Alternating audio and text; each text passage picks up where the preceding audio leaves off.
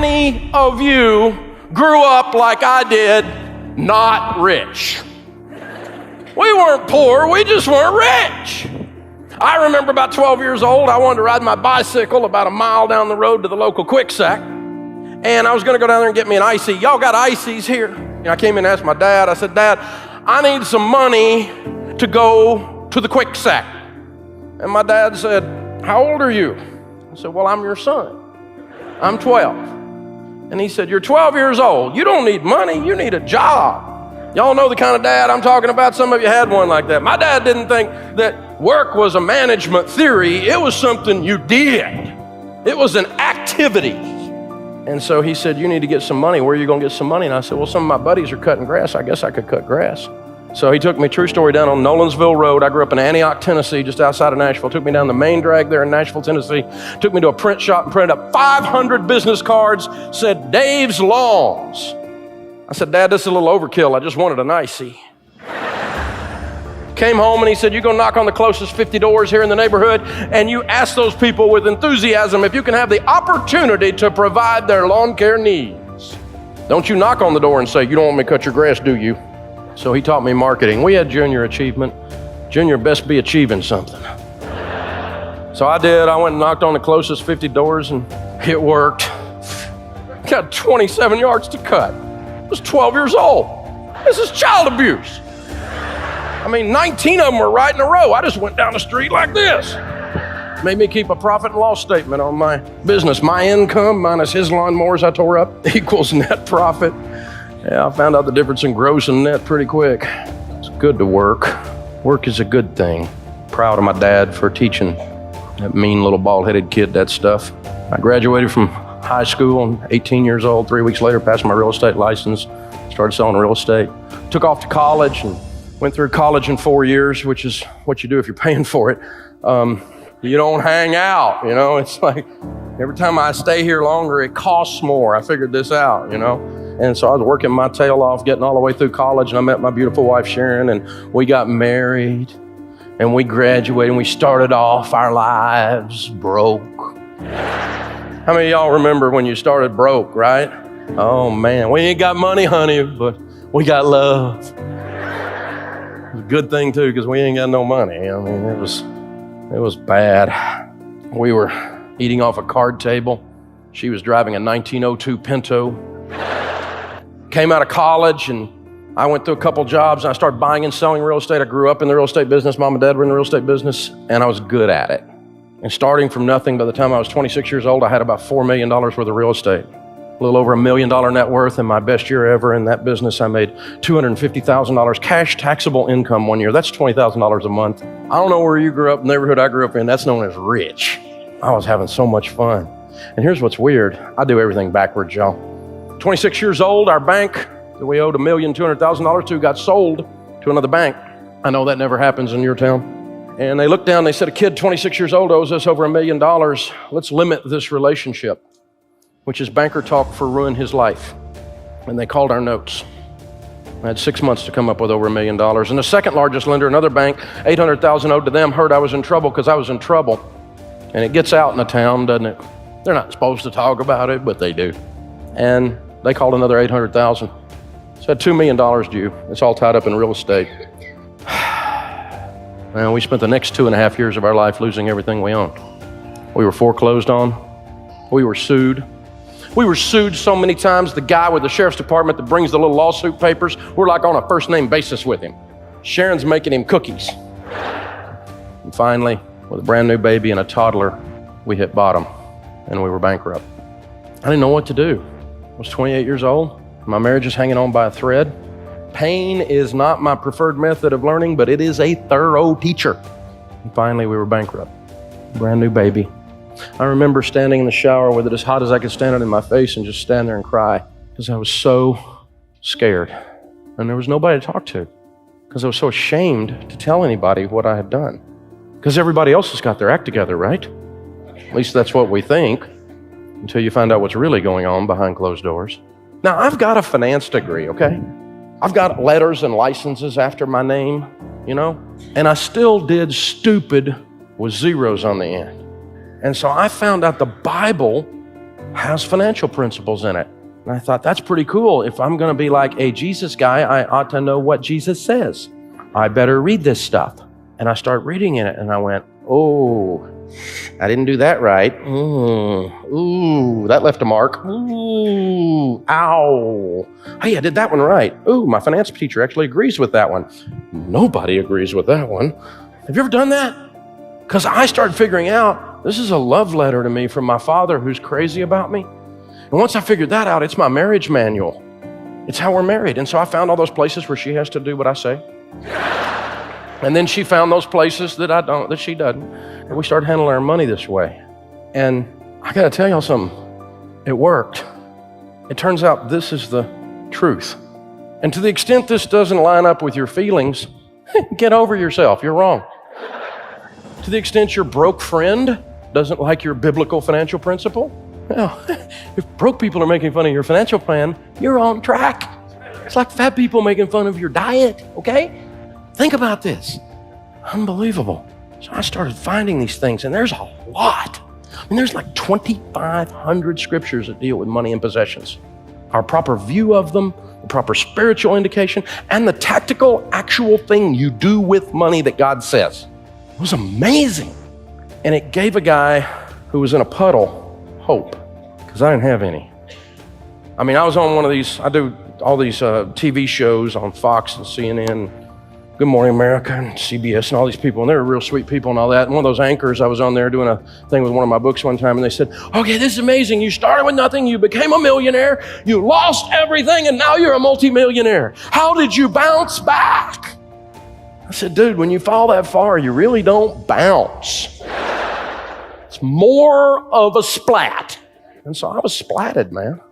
And we took these principles and everything I could learn about them and understand them from an academic viewpoint, a spiritual viewpoint, historical viewpoint, a socio-economic viewpoint, a psychological viewpoint, an emotional viewpoint, a relational viewpoint, and I started to really understand how money works. Not what your broke brother-in-law's theory is. Because everybody's got an opinion in America today. Thank you, Internet. Everybody's important now. Everybody's opinion matters now. Sorry, but it doesn't. So we started applying these principles to our lives, and it changed our lives. And you know what happens when your life gets changed? People ask you a question. I have a good friend of mine. I was with him last night. In the last year, he has lost 56 pounds. Everyone's sitting around the table talking to him, a bunch of guys sitting out there. You know what we ask him? We ask him, how did you do that?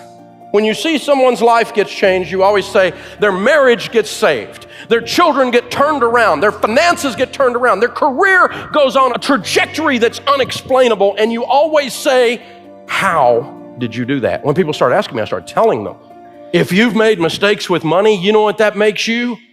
Over 12. Every one of you have, probably this week. And so have I, and I teach this for a living, and everyone listens to me.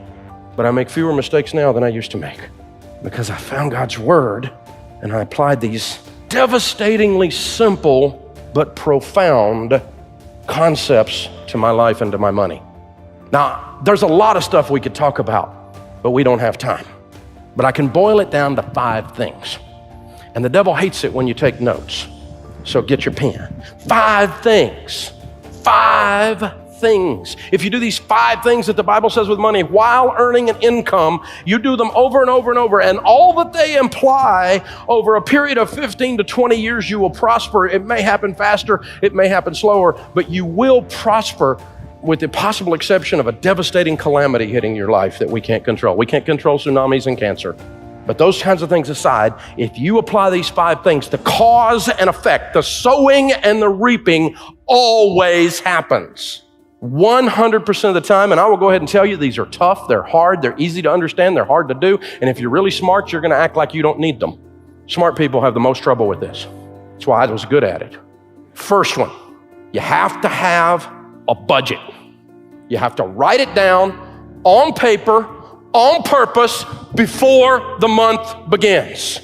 Every dollar has a mission, every dollar has a name, not sort of kind of in my head, not it's on my iPhone app. Write it down on paper, on purpose, before the month begins. Every dollar has a name, and if you're married, you agree on that with your spouse.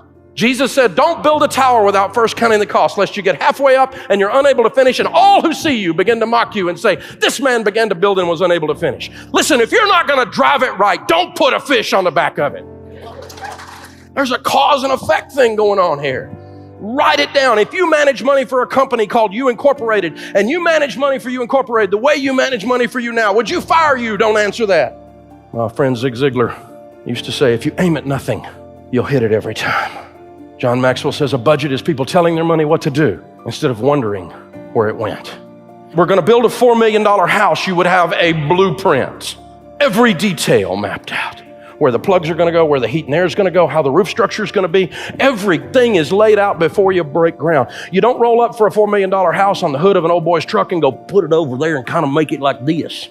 You'll build a pretzel. Don't do that. You have a blueprint. You have a plan. I run a company with hundreds and hundreds of team members, multiple profit centers within the company. Every one of those folks has a plan for the revenue they're going to produce in this month, this quarter, and this year, and the expenses they're going to spend to do that in this month, this quarter, and this year. Thereby, we do annual projections. It's really not rocket science. It's 6th grade math. What are you going to do with your money? Don't get to the end of the month and go, where'd it go? Because you end up being a rat in a wheel, and you work your whole life. Run, and you get to the end of your life, and there's nothing. And you earned $4 to $10 million in your working lifetime, and you have nothing because you didn't write it down. It's a serious principle.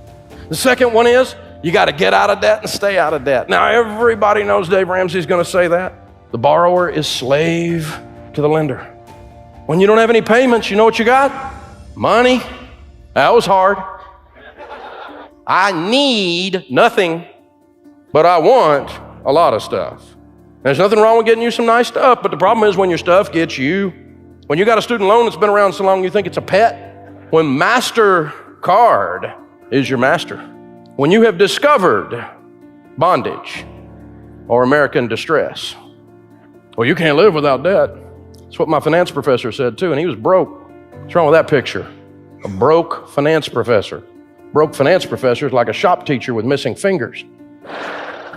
Have kind of a Dr. Phil moment with some of these people. How's that working for you? Because all these people are running around, these quote unquote experts, and all of them that taught me. I was in the real estate business. We used OPM, other people's money. We were taught leverage and all the sophisticated views of leverage and all this stuff. And I can unpack it for you and I can pencil whip you. I'm a math nerd. It's what I do. But at the end of the day, there's nowhere in Scripture God used debt to bless His people. It's not in there one time. As a matter of fact, there's not even one positive thing said about it. It's not a salvation issue. It's not a sin. It's not any of those things. Biblically speaking, it's just stupid. The third one, first one is you got to do a budget. Second one is you got to get out of debt. Because if you don't have any payments, you got money. The third one is quality relationships. Now this is kind of weird, but think about it. Marriage is grand. Divorce is 50 grand. Dysfunction in the family costs you money. Straight up. Crazy parents, drunk brothers, if you let them come into your boundaries, their dysfunction will cause you to be broke because you join in the dysfunction. And we all got it. Anybody doesn't have crazy in their family just hadn't been awake lately. Everybody's got crazy somewhere in the family. Some of it's behind a closet door, some of it's behind over the hill, some of it's around the corner at the still. You don't know where it is, but crazy is in your family. And I'm no exception. I'm from Hills, East Tennessee. When we do crazy, we do it big. So dysfunction and your personal dysfunction. We sadly get to work with the effects of all the dysfunction because we do financial counseling and coaching. And so we've worked for 25 years now with addicts. And I just got to tell you that if you're addicted to something, whatever it is, gambling, pornography, those are the two big ones right now. Huge, just unbelievably huge. And certainly the old standbys, drugs and alcohol and that kind of stuff. But people that are addicted, 100% of them are eventually broke. And people who stay with them are all 100% eventually broke. That's an extreme example of quality relationships. But Tom Stanley, who wrote the book Millionaire Next Door, did another book called The Millionaire Mind. And in The Millionaire Mind, he studied decamillionaires, people with $10 million or more, making $750,000 a year or more. And he found 39 correlating characteristics of those people. Relationships had something to do with the top 5. The length of their marriage, the quality of their marriage, their integrity, those kinds of things, all having to do with behaviors, having to do with character, having to do with their ability to play well with others. Because guess who gets ahead in this world? Nice people who are generous and love other people. That's who you promote if they work for you. That's who are glad when they get promoted if they work beside you. That's who we want to win. Well, the jerks always win. You watch too much TV, and out here in the real world, the jerks get punished because we don't want to do business with them. Guy comes to my house as a jerk and cusses my wife fixing my heat and air. He doesn't get to fix my heat and air anymore. Hello. Isn't this simple? They throw your food on the table and go, eat it. I'm not going to that restaurant again. This is not service. This is abuse. This person's not getting promoted. Is this how life works? Say yes. So the Bible says evil company corrupts good habits. Your household income, your personal income over a period of time, not instantaneously, but over a period of time will be within 10 to 15% of the average income of your 10 closest friends. You don't let your kids hang out with juvenile delinquents. Why? Because they will become juvenile delinquents. Little Johnny down the street smoking weed, you don't get to run with little Johnny. You will be a weed head too, right? Is this what we parents do that parent? We don't do missionary dating in our house, right? You come up to pick up one of my girls when they were dating in front of our house and you honk your horn, you better be delivering a pizza. Quality relationships changes everything. If you don't let your kids run around with juvenile delinquents because they might become one, who are you running with? You're gonna become who you hang around with. Your mouth, your mind. I can tell you the movies you've seen and the books you've read have been influenced by the people you run with. And those affect your income. And those affect the outcome of your personal financial statement. This is stewardship of your life. You're stewarding your life. Number 4, save money. Invest money. Save and invest. The Bible says, in the house of the wise are stores of choice food and oil, but a foolish man devours all he has. Wise people save money. If you spend everything you make, you're a fool. I have been a fool. According to that, biblically speaking, I have been a fool. Because at times in my life, I spent everything I made. There were times I tried to out-earn my stupidity. Because I'm pretty good at making money, I just wasn't always good at keeping it. Wise people save money. You know, you have to have a plan. And we teach people to save for 3 basic things. The first thing you save for is for a rainy day. Grandma said it, right? It's gonna rain. Better get ready. Money Magazine says 78% of you are gonna have a major negative financial event in any given 10-year period of time. You're gonna have a job layoff, you're gonna have a car wreck, something's gonna happen, and you're gonna need some money. One I don't understand is unexpected pregnancy. What? But something's gonna happen, isn't it? You're gonna need some money. The second thing you save for is you save up and pay cash for things. So when you save up and pay cash for them, guess what? That means you had a plan. That means you'd saved money. That means you had a budget. And that means you don't have any debt because you just pay for it. And this interesting thing happens when you pay for it. You own it. It's over. Transaction's over. Otherwise, we just pedal and pedal and pedal and pedal and pedal. How many of you are like me? You bought something and by the time you finish paying the payments on it, you hated it. Because you just hate this thing. Payment, payment, payment. Sick of it. Save up and pay cash. Weird, Dave. I know. Normal's broke. I don't want to be normal. Weird is my goal. Last thing you save is you save for long-term investing so you can retire with dignity and send your kids to college. Do you know $100 a month invested in a Roth IRA from age 30 to age 70 in a decent growth stock mutual fund averaging 12%? $100 a month. Pizza and cable money, latte breath. $100 per month is $1,176,000. From age 30 to age 70, you retire a millionaire. There's no excuse to retire broke. We just spend it all. We don't have a plan. We don't save. We don't think about who we're hanging around with. We don't play these things in together. So the first one is you got to have a written plan. Second one is you got to get out of debt so all your money's not going to other people. The third one is you got to deal with quality relationships. And the fourth one is you got to save and invest. And the last one's my favorite. And we're going to talk about these at length. People who win with money always are givers. 100% of them are givers. Always. You will not win with money until you learn how to give.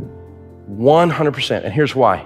When you give, you become a generous person. Not just financially generous or mathematically generous, but your spirit changes. You're the person who opens doors. You're the person who carries groceries out to somebody's car. You're the generous person, and generous people fall back into number 3, quality relationships. You see, these things all start to blend together, and you get this beautiful kaleidoscope, and it transforms your life. Now, these are easy principles to understand. They're hard principles to implement. But when you do, barring a calamity, 100% of the time, it works.